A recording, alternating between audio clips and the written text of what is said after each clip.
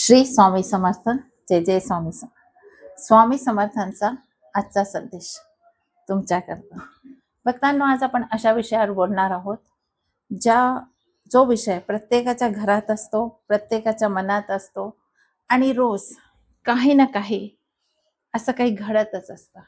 कारण की आपण खूप साधे आहे, सरळ आहे आणि इतके साधे आणि सरळ आहे की कोणी सुद्धा आपल्याला काही सांगून चाललं जातं आणि त्याच्यावर आपण विश्वास ठेवतो.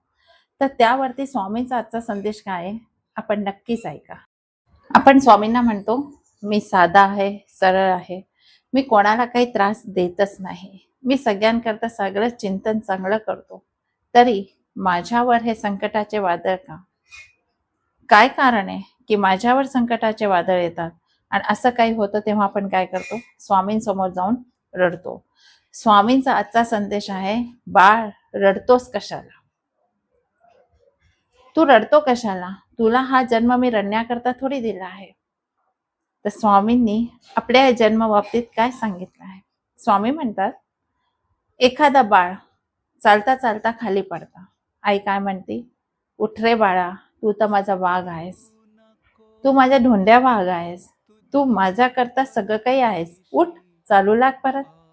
आणि तो लहान बाळ आईच्या या शब्दांनी त्याला हत्तीबळ मिळतं आणि तो मुलगा परत आपल्या पायावर उभा राहून चालू लागतो. स्वामी म्हणतात की मी सुद्धा तुझी आई आहे आणि मी तुला म्हणतोय की जर संकटाचे वादळ येतात ना, तर त्याच्यात तू रडू नको, उठ आणि चालायला शिक. स्वामींनी हा संदेश आपल्याला मनामध्ये एक बळ देण्याकरता सांगितलाय. कारण की स्वामी म्हणतात, मी तुझ्या पाठीशी आहे, मग हे विसरू नको, तुझा हत्तीबळ तुला मिळेल. यावर स्वामी अजून काय सांगत आहे, ऐका. स्वामी म्हणतात, थोडं सुद्धा खचून जाऊ नका.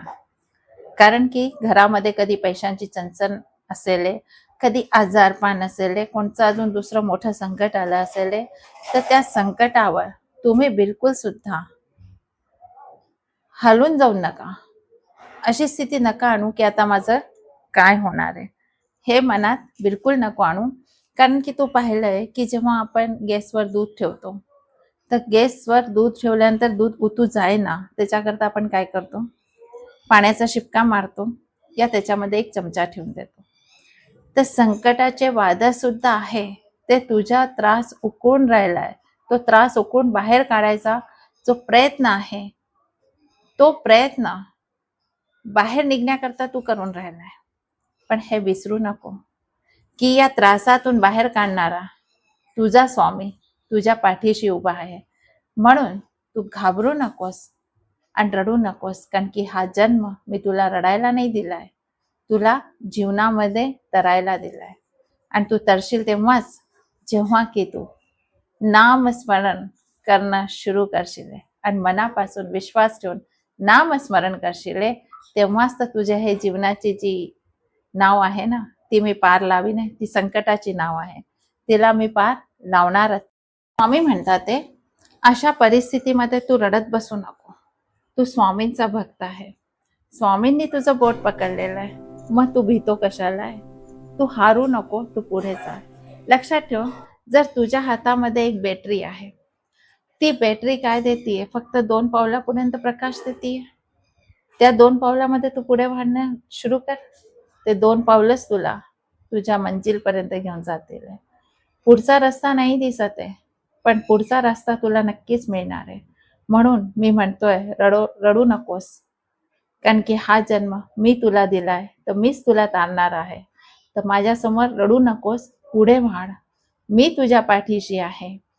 आणि लक्षात ठेव, जेव्हा तू पुढे वाढणं सुरू करशील, तू 2 पाऊल पुढे गेला, मी तुझ्या. म्हणून परिस्थिती काही असो बाळा, पाठीमागे वळू नको, पाठीमागे पाहू नको आणि रडू नकोस. मी तुझ्या पाठीशी आहे. तर माझ्या भोळ्या भक्तांनो, स्वामी म्हणतात की मी तुमच्या पाठीशी आहे. फक्त जे काही आहे ते माझ्या चरणी तुम्ही अर्पण करून द्या. माझ्या चरणावर तुम्ही अर्पण करून द्या आणि आपल्या चेहऱ्यावर नेहमी विश्वास ठेवा आणि हसरा चेहरा ठेवा. दुःख नाही येणार. चेहऱ्यावर हसरेपण आता आण. तू चिंतामध्ये डुबलाय तर तुला मार्ग दिसत नाहीये. तू रडतोय म्हणून तुला काही सुचत नाहीये. पण मी तुझ्या पाठीशी आहे हा विश्वास ठेव आणि पुढे वाढ. पक्क तुझं सगळं काही चांगलं होणार आहे. कारण की जेव्हा संकटाची गर्दी तुझ्यावर आली आहे, त्याचबरोबर गुरुकिल्ली बनून मी तुझ्या पाठीशी आलो आहे. तर भिऊ नको, ती गुरुकिल्ली तुझ्या नक्कीच कामास येणार आहे आणि तुझे सगळे संकट दूर जाणार आहे. म्हणतात ते, तू माझा वाघ आहेस, भिऊ नको. स्वामींचा आजचा संदेश कसा वाटला नक्कीच कमेंट्स मध्ये श्री स्वामी समर्थ द्या. ते तुमच्या पाठीशी आहे.